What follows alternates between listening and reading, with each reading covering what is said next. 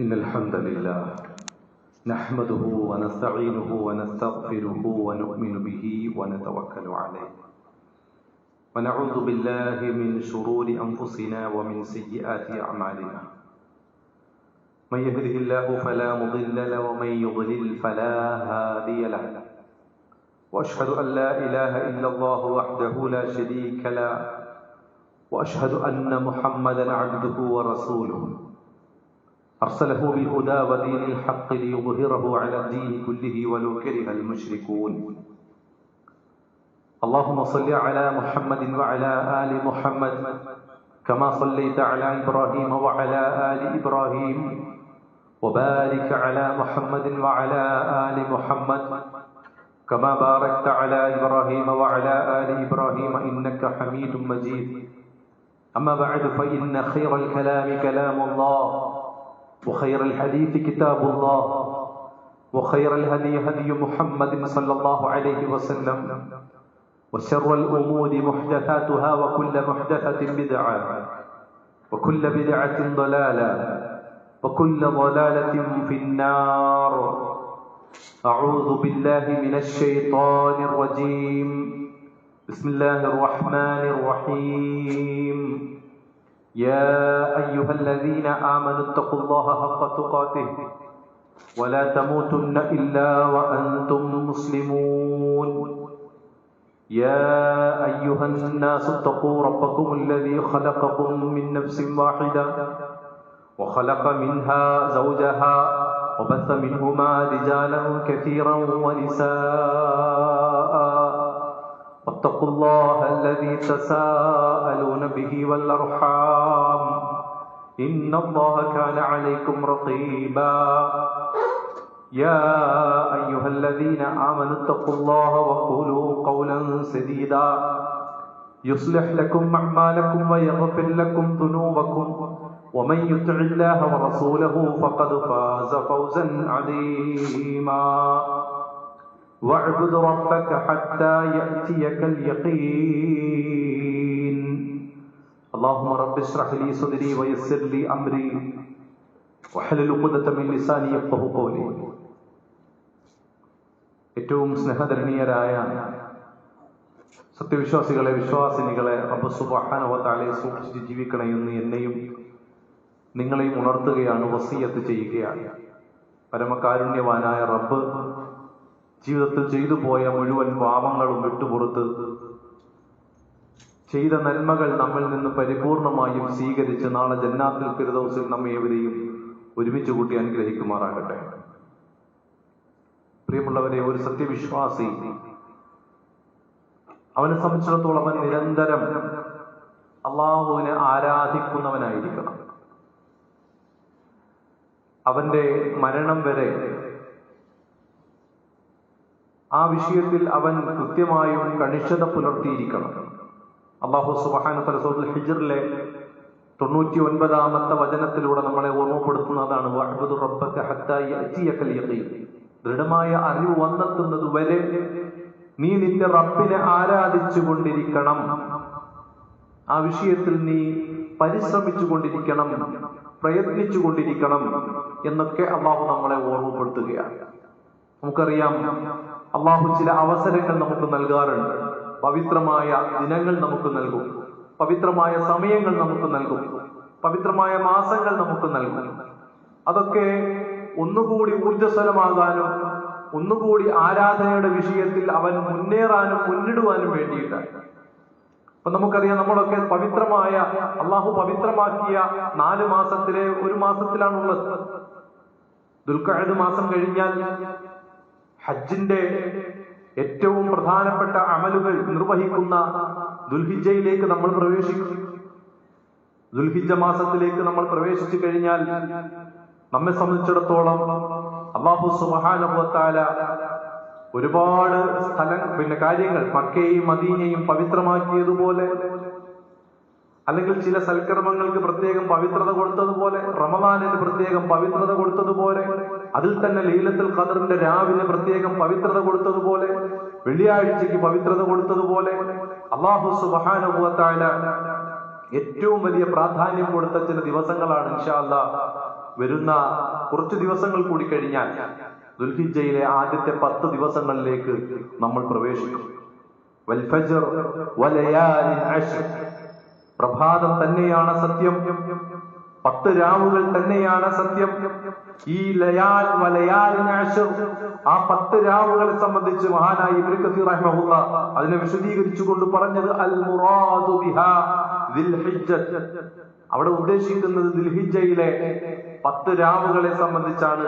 കമാ ഖാല Ibn Abbas വഇബ്നു Zubair വമുജാഹിദ് വഗൈരിഹിം, പ്രഗൽഭരായ സഹാബി പണ്ഡിത വര്യന്മാർ, മുഫസ്സിറുകളായ സഹാബി വര്യന്മാർ, അവർ ആ ആയത്തിനെ വിശദീകരിച്ചുകൊണ്ട് പറഞ്ഞതും അങ്ങനെ തന്നെയായിരുന്നു. ലയാലിൻ അശ്ർ, 10 രാവുകൾ എന്ന് പറയുന്നത് ഈ ദുൽഹിജ്ജയിലെ ദിവസങ്ങളെ സംബന്ധിച്ചാണ് എന്ന് നമ്മളെ ഓർമ്മപ്പെടുത്തുകയാണ്. വളരെ ശ്രേഷ്ഠമായ ആ ഒരു ദിനത്തെ സ്വീകരിക്കാൻ കൃത്യമായ മുന്നൊരുക്കം വിശ്വാസികൾ എന്ന നിലയിൽ നമ്മൾ നടത്തേണ്ടതുണ്ട്. കാരണം മഹാനായ ജാബിർ റളിയല്ലാഹു അൻഹു നിവേദനം ചെയ്യുന്ന ഒരു ഹദീസിൽ കാണാം, നബി സല്ലല്ലാഹു അലൈഹി വസല്ലം പറഞ്ഞു, അഫ്ളു അയ്യാമിദ് ദുനിയ അയ്യാമുൽ അശ്ർ, ദുനിയാവിലെ ഏറ്റവും അഫ്ളായ, ദുനിയാവിലെ ഇഹലോകത്തിലെ വെച്ച് ഏറ്റവും ശ്രേഷ്ഠമായ ആദ്യത്തെ 10 ദിവസങ്ങൾ അത് ദുൽഹിജ്ജയിലെ ആ 10 ദിവസങ്ങളാണ് എന്ന് മഹാനായ ഇബ്നു അബ്ബാസ് ജാബിർ റളിയല്ലാഹു അൻഹു നിവേദനം ചെയ്യുന്ന ഒരു ഹദീസിൽ നബി സല്ലല്ലാഹു അലൈഹി വസല്ലം പറഞ്ഞതായി കൊണ്ട് നമുക്ക് കാണാൻ സാധിക്കും. അതുകൊണ്ട് തന്നെ ആ സമയത്ത് നിർവഹിക്കുന്ന സൽക്കർമ്മങ്ങൾക്ക് ഒരു പ്രത്യേക സ്വീകാര്യതയും അള്ളാഹുവിന്റെ ഭാഗത്തു നിന്നുള്ള ഒരു പ്രത്യേകമായ ഇഷ്ടവും ആ സമയത്ത് ഉണ്ടാകും എന്നാണ് നമ്മൾക്ക് മനസ്സിലാക്കാൻ സാധിക്കുന്നത്. മഹാനായ നബി കരീം സല്ലല്ലാഹു അലൈഹി വസല്ലം ആ വിഷയത്തെക്കുറിച്ച് നമ്മളെ ഓർമ്മപ്പെടുത്തുന്നുണ്ട്. മൽ അമലു ഫി അയ്യാമിൽ അശ്ർ അഫ്ളു മിനൽ അമലി ഫി ഹാദിഹി, അയ്യാമുൽ അശ്റിലെ ആ 10 ദിവസങ്ങളിലെ പ്രവർത്തനങ്ങളെക്കാളിലും ശ്രേഷ്ഠമായ മറ്റൊരു ദിവസത്തെ സൽക്കർമ്മവുമില്ല. മറ്റൊരു ദിവസവും അതുപോലെ ശ്രേഷ്ഠമായ സൽക്കർമ്മങ്ങൾ വരുന്നില്ല.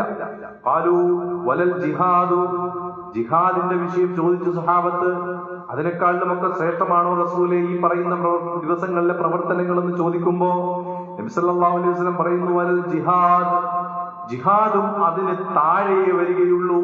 എന്നാൽ ഒരു വിഭാഗമുണ്ട്, ഇല്ലാ റജുലുൻ ഖറജ യുഖ്തിറു ബിനഫ്സിഹി വമാലിഹി, തന്റെ സമ്പത്ത് കൊണ്ട് തന്റെ ശരീരം കൊണ്ട് ഒരുവൻ ജിഹാദിനു വേണ്ടി പുറപ്പെട്ടു, ഫലം യർജി ബിശൈഇൻ, ഒന്നുകൊണ്ടും അവൻ തിരികെ വന്നില്ല.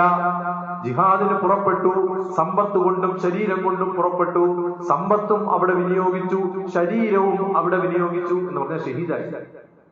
അങ്ങനെ ഷഹീദായ ഒരു മനുഷ്യൻ, അവനെ സംബന്ധിച്ചിടത്തോളം അവൻ ഈ പറയപ്പെടുന്ന ദർജയ്ക്ക് മുകളിലായി. അതല്ലാത്ത ജിഹാദിന്റെ വിഷയത്തിൽ വരുന്നതൊക്കെ ഈ 10 ദിവസത്തെ സൽക്കർമ്മങ്ങൾക്ക് താഴെയാണ് എന്നാണ് നബി സല്ലല്ലാഹു അലൈഹി വസല്ലമ ഒരു ഹദീസിലൂടെ നമ്മളെ ഓർമ്മപ്പെടുത്തുന്നത്.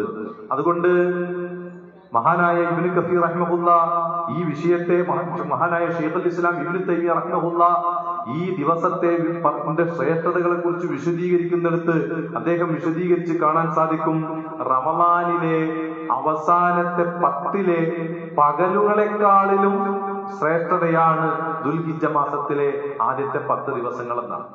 രാവുകളല്ല, റമളാനിലെ 10 രാവുകളല്ല, ആ 10 ദിവസത്തെ പകലുകളെക്കാളിലും ശ്രേഷ്ഠത ഈ ദുൽഹിജ്ജയിലെ നമ്മൾ പ്രവേശിക്കാനിരിക്കുന്ന ദുൽഹിജ്ജയിലെ ആദ്യത്തെ 10 ദിവസങ്ങൾക്ക് ഉണ്ട് എന്ന് നമുക്ക് കാണാൻ സാധിക്കും. എന്തേ ശ്രേഷ്ഠതയാകാനുള്ള കാരണം അത് പഠിപ്പിച്ചു.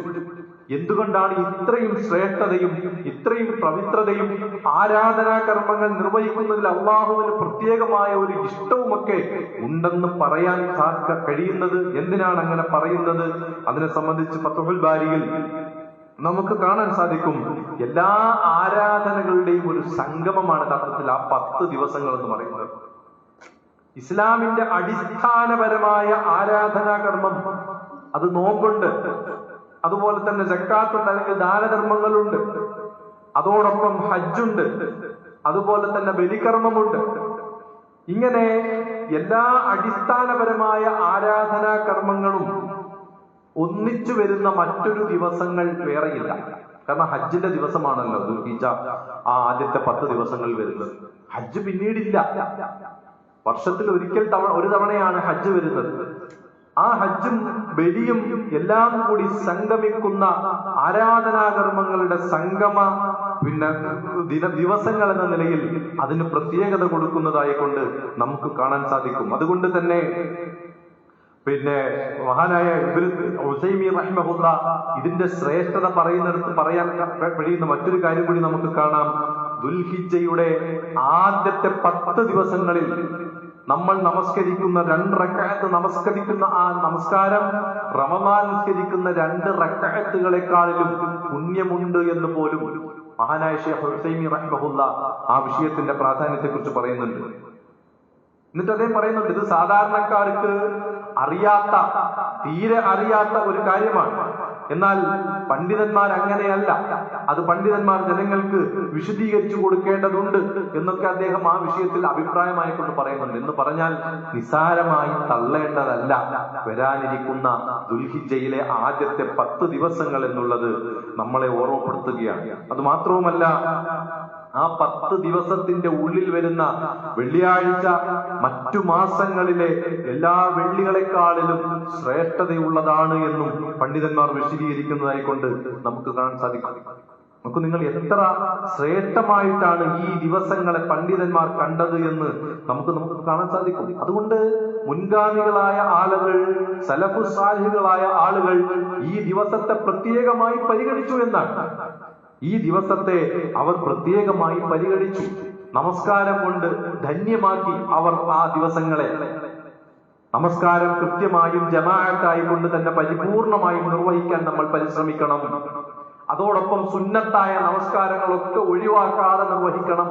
കാരണം ഒരു 2 റക്അത്തിന് പോലും വലിയ മൂല്യവും വിലയും ആ ദിവസങ്ങളിലെ നിസ്കാരത്തിന് ഉണ്ട് എന്നുള്ളത് കൊണ്ട്. അതുമാത്രവുമല്ല, നമസ്കാരത്തിലാണ് ഒരു അടിമ അള്ളാഹുവിനോട് ഏറ്റവും അധികം അടുക്കുന്നത്. സുജൂദിലാണ് ഒരു അടിമ തന്റെ സ്രഷ്ടാവിനോട് ഏറ്റവും അധികം അടുക്കുന്നത്.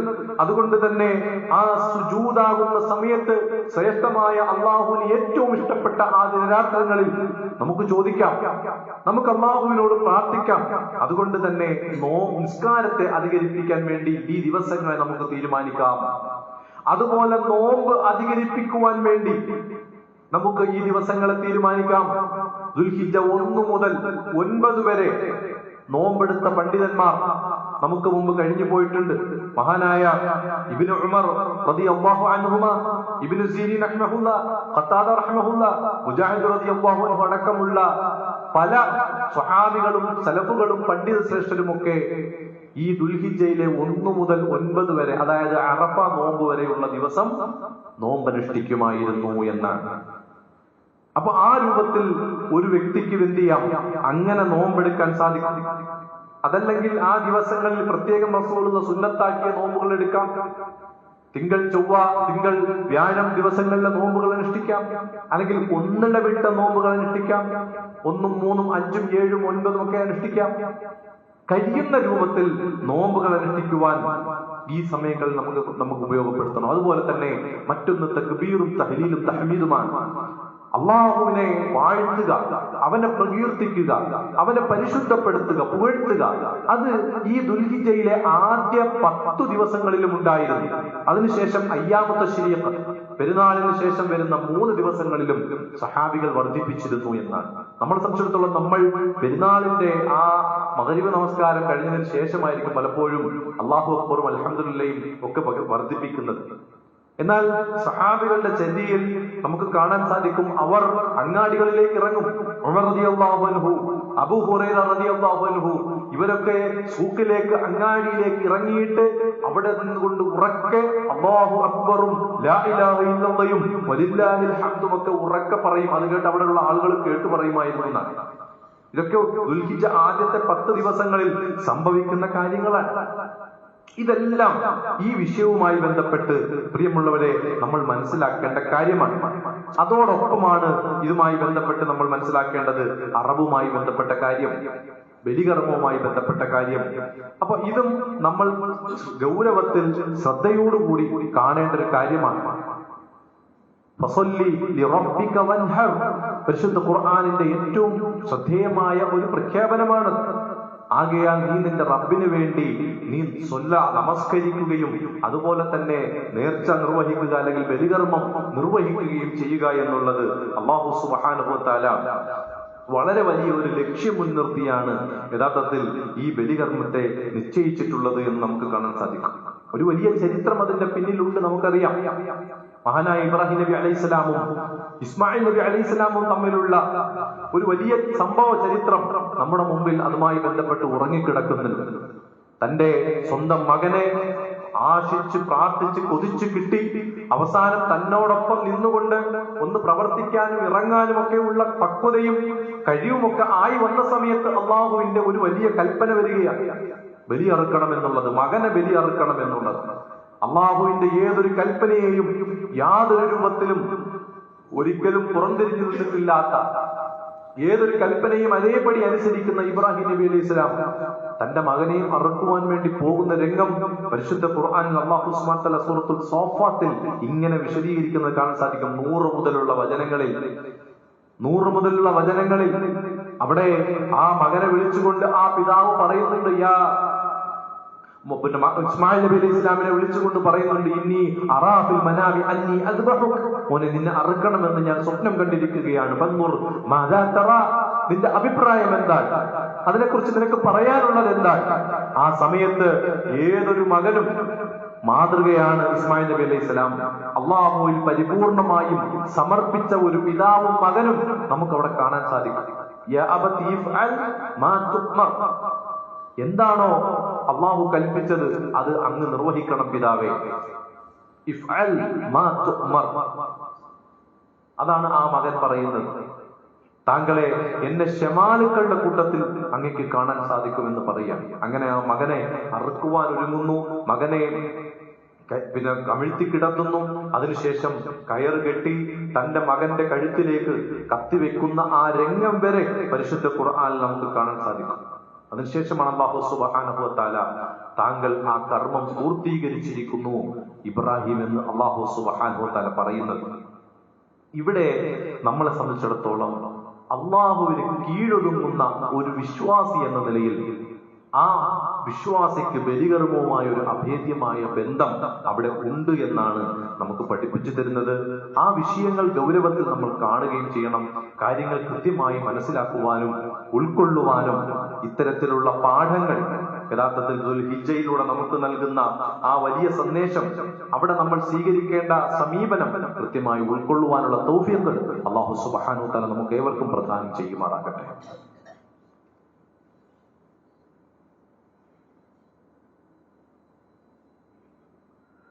അൽഹംദുലില്ലാഹ് ഹംദൻ കസീറൻ തയ്യിബൻ മുബാറകൻ ഫീഹി.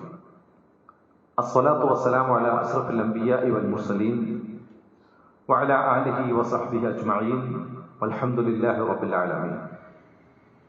അല്ലാഹുവിനെ സൂക്ഷിച്ച് ജീവിക്കണമെന്ന് ഒരിക്കൽ കൂടി ഉണർത്തുകയാണ്, വസിയ്യത്ത് ചെയ്യുകയാണ്.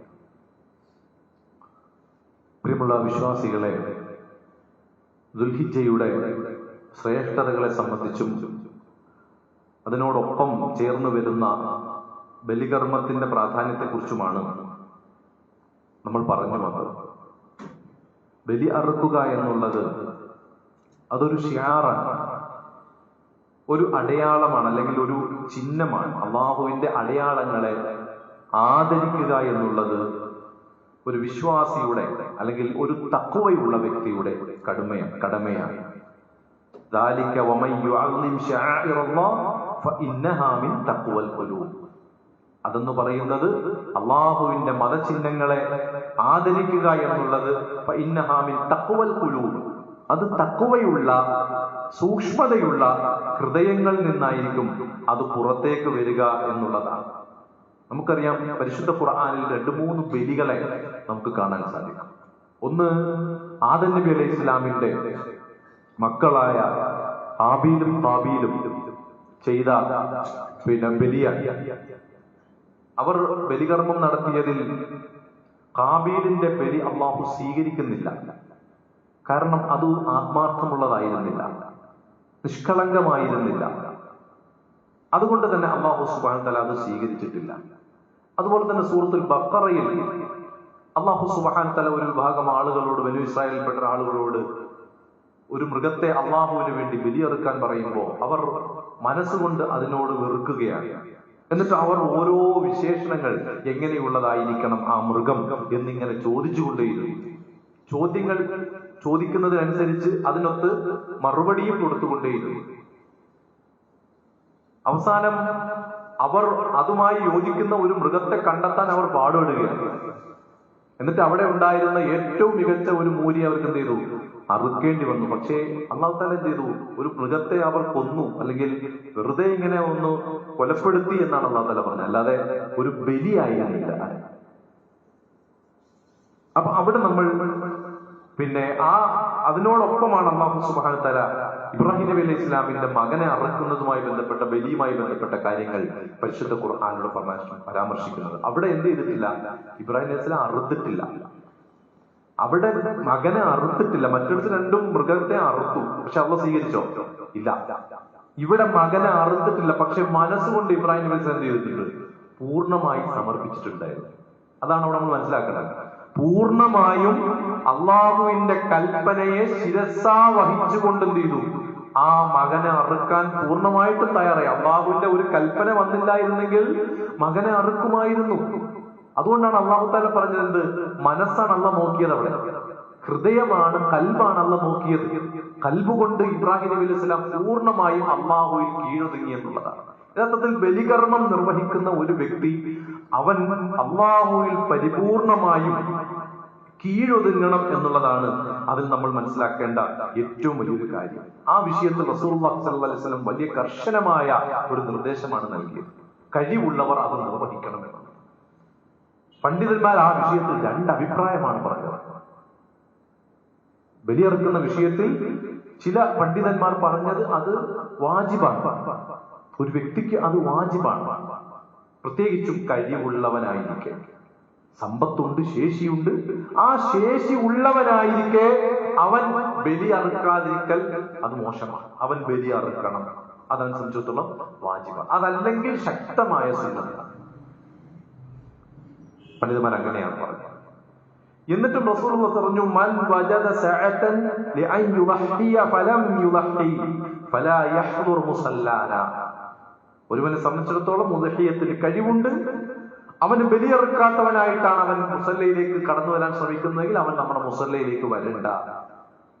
നിസ്കാരത്തിലേക്ക്, പെരുന്നാൾ നമസ്കാരത്തിന്റെ മുസല്ലയിലേക്ക് അവൻ എത്തണ്ട എന്ന് നബി സല്ലല്ലാഹു അലൈഹി വസല്ലമ ഓർമ്മപ്പെടുത്തി. ഇനി ചില വിഷയത്തിൽ നമുക്ക് നബി സല്ലല്ലാഹു അലൈഹി വസല്ലം പറയുന്നുണ്ട്, ചില ഹദീസുകളുടെ വിഷയത്തിൽ നമുക്ക് കാണാം, കടം വാങ്ങിയിട്ടാണെങ്കിലും ഒരാൾക്ക് ബലികർമ്മത്തിൽ പങ്കാളിയാകാം എന്ന് പറഞ്ഞ ചില പണ്ഡിതന്മാരുണ്ട്. ഈ വിഷയത്തിൽ വന്ന ഹദീസിന്റെ ആധിക്യം കൊണ്ട്, ബലിയുടെ വിഷയത്തിൽ വന്ന ഹദീസുകളുടെ ആധിക്യം കാരണത്താൽ ചില പണ്ഡിതന്മാർ എന്ന് പറഞ്ഞു, ആ സമയത്ത് സമ്പത്തില്ലാത്തവൻ കടം വാങ്ങിയിട്ടാണെങ്കിലും ബലികർമ്മത്തിൽ പങ്കെടുക്കലാണ് ഏറ്റവും ഉത്തമം എന്ന് പോലും ആ വിഷയത്തിൽ പണ്ഡിതന്മാർ പറയുന്നുണ്ട്. അപ്പോ വളരെ ശക്തമായ ഒരു കർമ്മമായി, ഒരു ആരാധനയായി, ഒരു ഇബാദത്തായിക്കൊണ്ടാണ് യഥാർത്ഥത്തിൽ ഈ ബലിയെ സംബന്ധിച്ചിടത്തോളം നമുക്ക് പഠിപ്പിച്ചത്. അതുകൊണ്ട് നമ്മുടെ ഈ കൂട്ടത്തിൽ കഴിഞ്ഞ മുൻ വർഷങ്ങളിൽ ഉള്ളതുപോലെയുള്ള ഒരു സമീപനം ഇപ്രാവശ്യം പല സഹോദരങ്ങളുടെ ഭാഗത്തുനിന്നും ഉണ്ടായിട്ടില്ല എന്നാണ് അതിനെക്കുറിച്ച് അന്വേഷിച്ചപ്പോൾ അറിയാൻ കഴിഞ്ഞത്. പല ആളുകളും അതിൽ നിന്നും പിന്നോട്ട് നിൽക്കുന്നുണ്ടോ എന്നൊരു സംശയമുണ്ട്. അതുകൊണ്ട് നമ്മൾക്ക് സമയമുണ്ട്. ദുൽഹിജ്ജയിലേക്ക് നമ്മൾ പ്രവേശിക്കുമ്പോൾ നേരത്തെ തന്നെ അതിനുവേണ്ടി തയ്യാറെടുക്കേണ്ടതാണ്. മാനസികമായി തയ്യാറെടുക്കണം, ഇഖ്ലാസ് ആയിരിക്കണം, നിഷ്കളങ്കമായിരിക്കണം. അള്ളാഹുവിൽ പൂർണ്ണമായും സമർപ്പിച്ചുകൊണ്ടുള്ള ഒരു തഖ്വയിൽ അധിഷ്ഠിതമായ ഒരു പ്രവൃത്തിയാണിത്. ആരുടെയും നിർബന്ധത്തിനോ പ്രേരണയ്ക്കോ വഴങ്ങിയിട്ട് ചെയ്യേണ്ട ഒരു കാര്യമല്ല. അതുകൊണ്ട് നമ്മൾ സ്വയം അതിനു വേണ്ടി സന്നദ്ധരാവുകയും അതിന് ഇവിടെ ഏൽപ്പിക്കപ്പെട്ട വ്യക്തികളുണ്ടാകും, അവരെ സമീപിച്ച് ഒരു ഷെയർ, കുടുംബത്തിൽ മൊത്തത്തിലായിട്ട് ഒരു ആടിനെയാണ് അറക്കാൻ ഉദ്ദേശിക്കുന്നതെങ്കിൽ അങ്ങനെ ചെയ്യുന്നവർക്ക് അങ്ങനെ ചെയ്യാം, അത് തടസ്സമുള്ള കാര്യമല്ല. ഒരാടിനെ അറുത്ത് കുടുംബത്തിന്റെ മുഴുവൻ ആളുകളുടെയും അത് വീടും. അതല്ല, 7 പേർക്ക് വരെ ഷെയർ ആകാം, 7 പേർക്ക് വരെ ഷെയർ ആകാം. അങ്ങനെ ഷെയർ ചേർന്നുകൊണ്ട് നമുക്ക് എന്ത് ചെയ്യാം, ഒരു ബലിമൃഗത്തെ വാങ്ങി അറുത്ത് അതിന്റെ മാംസം, പണ്ഡിതന്മാർ അതിനെ സംബന്ധിച്ചും വിശദീകരിച്ചിട്ടുണ്ട്, 3 ഭാഗങ്ങളാക്കിയിട്ട് 1/3 നമുക്കെടുക്കാം. അതിലൊരു ഭാഗം നമ്മുടെ തൊട്ടയൽക്കാരായ പാവങ്ങളായ അഗതികളായ ആവശ്യക്കാരായ ആളുകൾക്ക് കൊടുക്കാം. അതല്ലാത്ത ഒരു ഭാഗം നമ്മളോട് ആവശ്യപ്പെടുന്ന ആളുകൾക്ക് കൊടുക്കാം.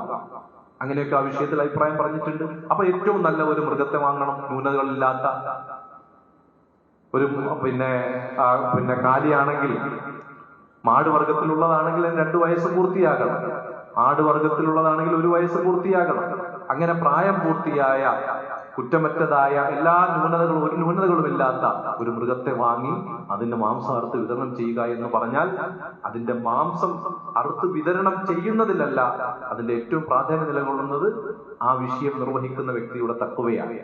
അള്ളാഹു അത് സ്വീകരിച്ചാൽ വളരെ മഹത്തായ ഒരു പ്രതിഫലവും പരിപൂർണമായ ഒരു കർമ്മമാണ് യഥാർത്ഥത്തിൽ നമ്മൾ നിർവഹിക്കുന്നത്. അങ്ങനെ ചെയ്യാൻ ഉദ്ദേശിച്ചിട്ടുള്ള ആളുകൾ ഇൻഷാ അല്ലാഹ് ഈ ദുൽഹിജ്ജ മാസം പ്രവേശിക്കുന്ന ആ സമയമായി കഴിഞ്ഞാൽ അടുത്ത വെള്ളിയാഴ്ചക്ക് മുമ്പ് തന്നെ നമ്മൾ ദുൽഹിജ്ജയിലേക്ക് പ്രവേശിക്കും.